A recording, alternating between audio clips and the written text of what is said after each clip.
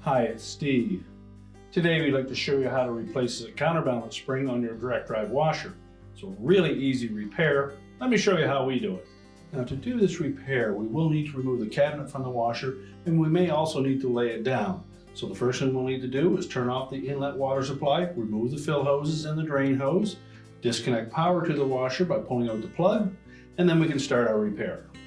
Now next we'll need to tilt that console back so that we can remove the cabinet. Now your model may have screws that go down through behind an end cap, maybe on the back.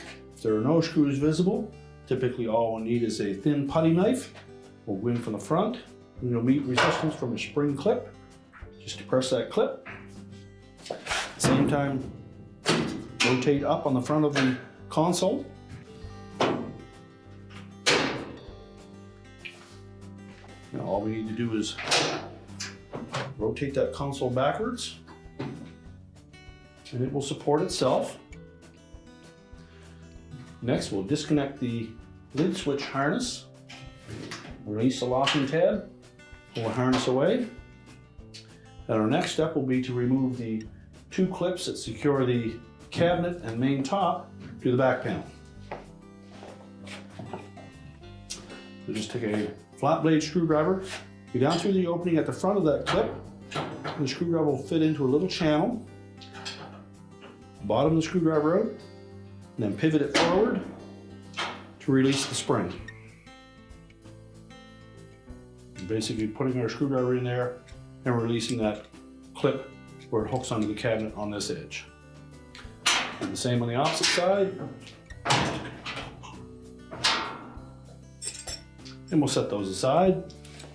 Well, next we'll raise the lid on the washer, and we'll just grasp the inside edge at the top. We'll tilt it slightly towards us. Now with it tilted forward, once we clear that water inlet, we can then lift that cabinet away from the base frame and set it aside. Now that we have the cabinet removed, we're just going to tilt that console forward again so it's more stable.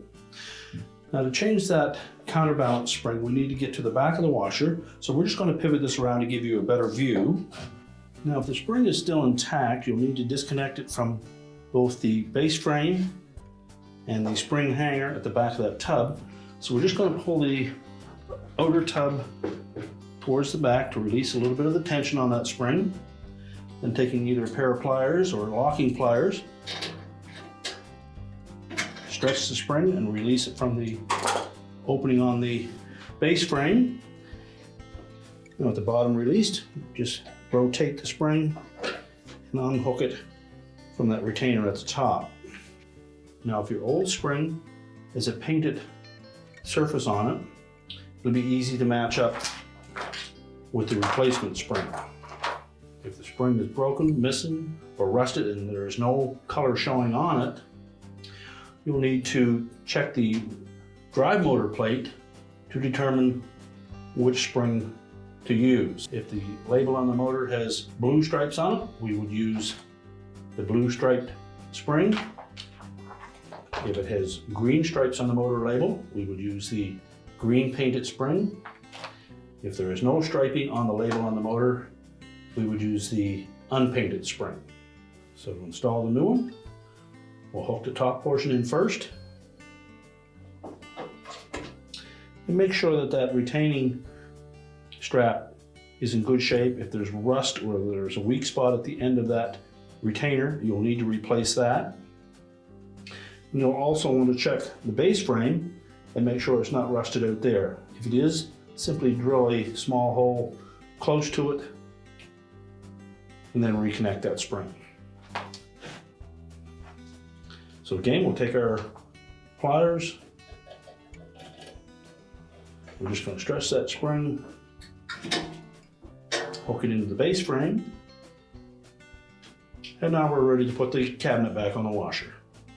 Now as we position that cabinet over the base frame, again we want to make sure that that bottom lip at the front of the panel goes in underneath the base frame. And then while looking down through that lid opening, we can see where those two hooks are on the base.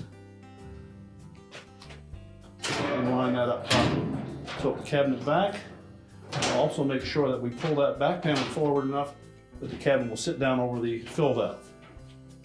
Then just check the rear corners to make sure that they dropped into place.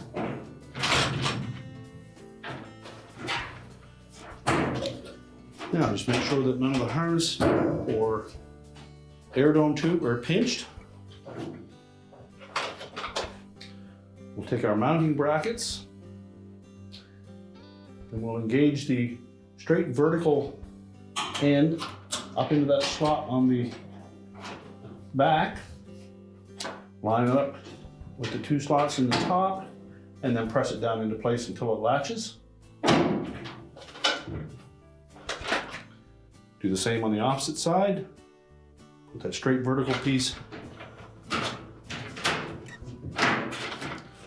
right into that slot on the back panel. Line it up, snap it into place. We'll reattach our mid switch harness.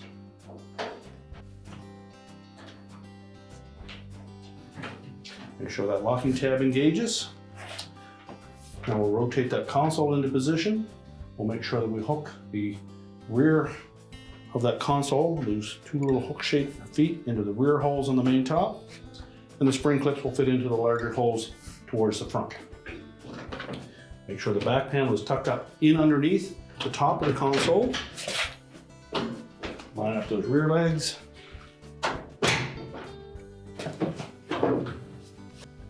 And then press it down into place. Now we're ready to push the washer back into position. We're now ready to reconnect our inlet fill hoses, turn on the water supply to check for leaks, push the washer back into place, reconnect the power, and your repair is complete.